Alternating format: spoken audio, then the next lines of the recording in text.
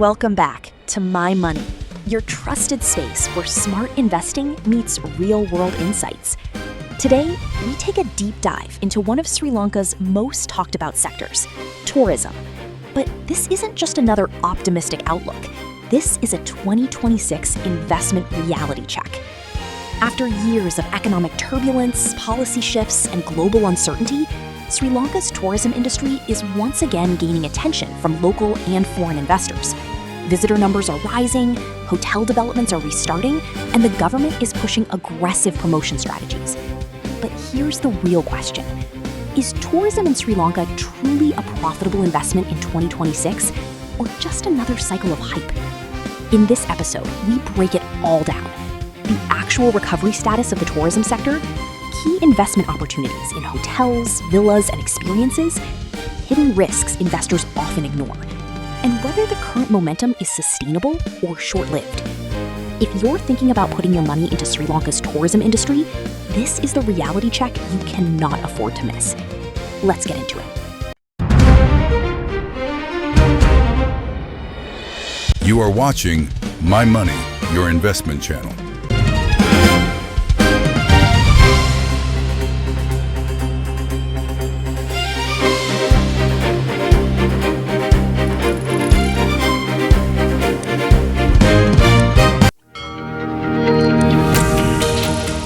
Imagine you are running a restaurant, right? And you somehow manage to pull in the highest profits per table, only when your dining room is like almost completely empty. Which logically makes zero sense. Right, it makes absolutely zero sense. You would think an empty room means you're completely failing. But today we're looking at how an entire country's economic engine did exactly that. Yeah. So welcome to today's deep dive. It is Tuesday, May 5th, 2026. And we are opening up the newly updated Sri Lanka Tourism Strategic Analysis and 2030 Growth Outlook. And I have to say, it is just a fascinating stack of research, because what we have here is fundamentally a masterclass in economic resilience. I mean, it traces these wild boom and bust cycles and exposes the hidden metrics that really govern global travel, underneath all those flashy marketing campaigns. Which is exactly why you should care about this, whether you are an emerging markets investor looking for an edge, or a traveler planning your next trip, or honestly just someone fascinated by how nations rebuild their economies from the absolute ground up. This is for you. Because this deep dive reveals how headline-grabbing success can completely mask some really dangerous structural vulnerabilities. Okay, let's unpack this. Yeah, the best place to start is really with the big undeniable victory of 2025. Because on paper, it looks absolutely flawless. Sri Lanka recorded its highest ever annual tourist arrivals, bringing in over 2.36 million visitors. Which is huge.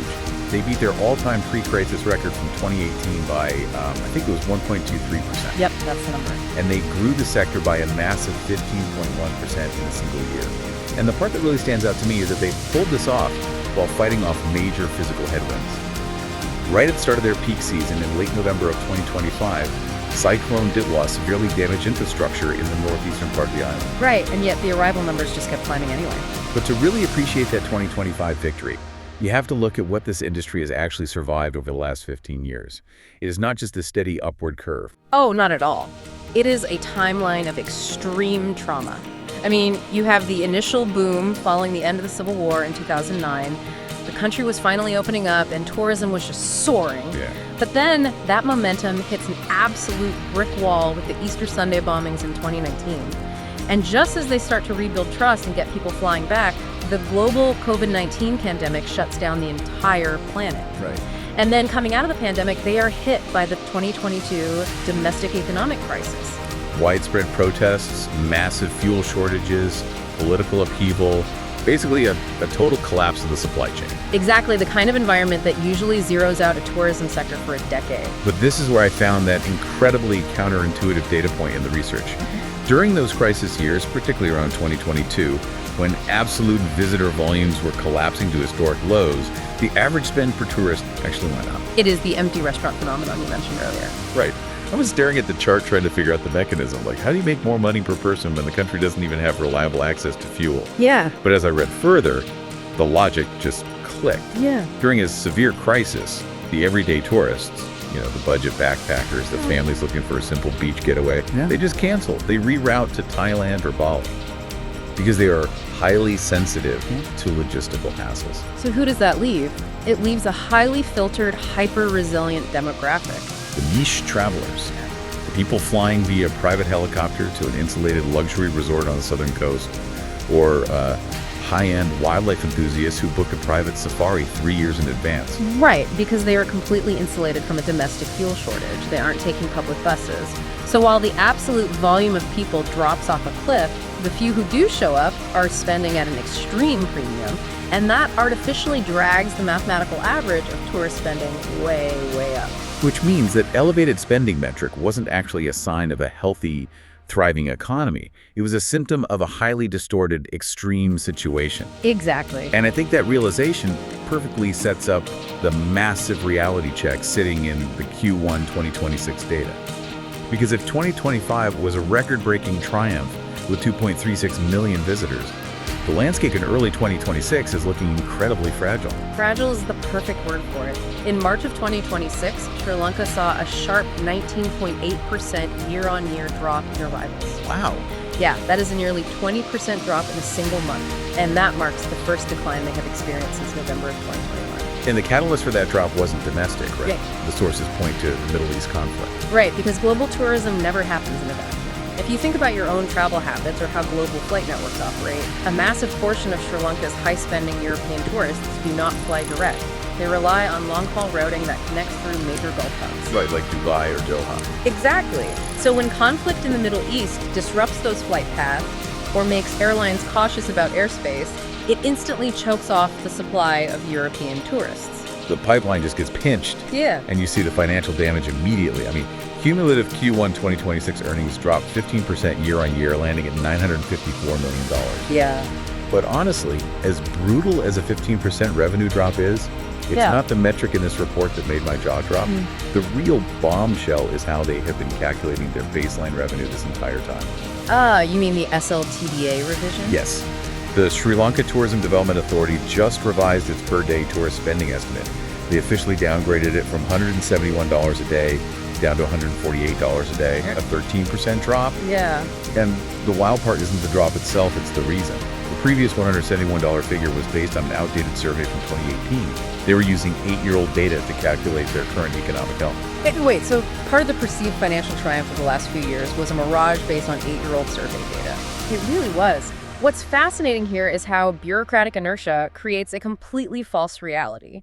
When an entire industry relies on a static, lagging metric, like a survey from 2018 about what a tourist buys in a day, the longer you go without updating it, the more your models detach from reality. Yeah, that makes sense. And there is often a psychological reluctance to update the numbers during a crisis because no one wants to officially document how bad things are. So they just coast on the 2018 numbers and pretend the average person is still spending $171. Yeah. But the world of 2018 is entirely gone. We've had massive global inflation, severe currency volatility in Sri Lanka, and fundamental shifts in how people actually travel. And when reality finally forces a recalibration down to $148, the impact is structural. A 13% downgrade in daily spend changes the fundamental math for everyone in the ecosystem. I mean, think about what that means if you are listening to this and you run a business. It's not just a headline. If you are a local handicraft vendor in Marissa, trying to secure a microloan to expand your shop, well, the bank has been calculating the foot traffic value based on that $171 number. Now your business model looks 13% less viable. Right, and it scales all the way up. It changes the profitability models for multinational luxury hotel developers who are deciding whether to break ground. And perhaps most critically, it creates a massive shortfall for national budget planners in Colombo who are projecting tax revenues based on phantom spending. The money simply isn't there. So if the math reveals you are only making $148 per tourist instead of $171, the Econ 101 fix is obvious. You just bring in more people to make up the volume, right? You open the floodgates, run huge marketing campaigns to scale up. Well, in a theoretical spreadsheet, sure. But in the physical world, they have hit a hard capacity ceiling. A literal physical wall. Because the research highlights that the country's single major international gateway, the Bandar Nike International Airport, the BIA, is entirely maxed out. There's a quote in the analysis from the deputy minister that puts this perfectly into perspective. They state, could have hit 3 million in 2025 if BIA terminal had been expanded. They literally left roughly 1 million tourists on the table because they physically couldn't land the planes. It is just a phenomenal logistical puzzle. You have this massive, vital economic engine, a whole country's tourism industry, and you are trying to squeeze all of that global demand through a single physical doorway. You cannot market your way out of a terminal that has no more arrival slots. A single airport creates an absolute hard ceiling on national economic growth. And that is only the physical infrastructure. The human infrastructure is arguably an even tighter bottleneck. How so? Well, let's say you magically bypass the airport issue. You build a new terminal overnight and open 50 new luxury resorts. Who is going to run them? The 2022 economic crisis triggered a massive brain drain. Highly skilled, English-speaking hospitality workers, the experienced hotel managers, the executive chefs, the top-tier concierges, they all left the country seeking economic stability elsewhere. Okay, I get that they fled the crisis. But wait, if there are hundreds of millions of dollars in new investments flowing into the sector right now, wouldn't those workers just come right back for the higher wages? You would think so, but trust is much harder to rebuild than a hotel building. Once a skilled professional relocates their family to Dubai or the Maldives, settles into a stable currency, and signs a long-term contract, a slight pay bump back home just isn't enough to overcome the memory of the 2022 fuel lines. Ah, the psychological scar tissue is still there. It really is. And you cannot build a globally competitive 5-star luxury sector without 5-star talent. Now, the government is acutely aware of this. They are officially allocating 500 million rupees specifically for hospitality training. But a government training budget isn't a magic wand. You don't replace a decade of high-end hotel management experience or, like, the nuance of luxury service culture with a 6-week state-sponsored course. Precisely. The skills gap remains a massive vulnerability. So we have established that capacity is strictly limited physically by the airport and experientially by the skills deficit, which forces us to ask, who exactly is taking up those highly limited arrival slots, and where are they going once they land? Because looking at the source material, this reveals another layer of deep systemic risk. Yeah, we are looking at a textbook case of market concentration risk. According to the data, just 3 source markets, India, Russia, and the UK, make up roughly 44% of all arrivals. India alone accounts for 22%. Here's where it gets really interesting. If you look at this like an investment portfolio, it is a terrifying setup. It's like putting 44% of your life savings into just 3 highly volatile stocks, and then keeping all those stock certificates in an overcredit room that could catch fire at any moment. That is a great analogy, and that Russian segment of the portfolio is particularly alarming. The analysis specifically flags Russia as a highly volatile market given its geopolitical exposures. If you are relying on a nation actively involved in conflict for a massive chunk of your economic recovery, well, you are entirely at the mercy of external forces. Right. Sanctions, currency collapses, or routing restrictions can erase that revenue overnight, and there is absolutely nothing Sri Lanka can do to control it. And what about the overcrowded room catching fire part of my analogy? That brings us to where these limited tourists are actually going. Right, the environmental degradation risk. The analysis specifically points to sites like Yala National Park, the coastal town of Marissa, and the ancient rock fortress of Sigiriya. These specific locations are buckling under immense visitor pressure. Because there is no formal carrying capacity enforcement, meaning there is no legal, strictly enforced limit on how many jeeps can crowd around a single leopard sighting in Yala, or how many thousands of people can climb the steps of Sigiriya in a single afternoon. If we connect this to the bigger picture, you start to see a very dangerous long-term formula. Sri Lanka is relying heavily on volatile source markets to bring in volume, and then funneling that volume into specific ecological and historical hotspots without any limits. They are actively degrading the primary assets that make the country desirable in the first place. Which is such a massive strategic error because compared to regional competitors, Sri Lanka has an undeniable structural moat. I mean, they have 8 UNESCO World Heritage Sites. The Maldives, which they are constantly benchmarked against for luxury travel, has 0. Right, 0. The sheer cultural and ecological density of this compact island is its ultimate superpower. So knowing all of this, knowing the airport is capped, the spend data was an illusion, the talent left and the heritage sites were overcrowded, how is the government actually pivoting? So the blueprint for the pivot is the 2030 strategy, which President Disanayak announced in the 2026 national budget.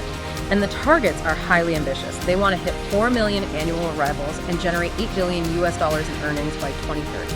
4 million arrivals when the single airport is currently capped at under 3. and $8 billion in revenue when they are currently at a run rate of less than 4.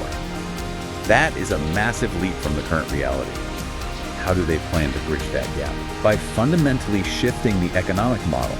They are moving away from the pursuit of sheer volume because, as we just established, volume breaks the physical and environmental infrastructure. Instead, they are pivoting hard toward high-value tourism. The focus is now on the luxury segment, wellness retreats, destination weddings, and MICE, which is meetings, incentives, conferences, and exhibitions. Chasing the high-margin corporate conventions and the elite traveler. And you can see the investment market aggressively reacting to this pivot. I mean, the forward-looking indicators from 2025 are incredibly strong.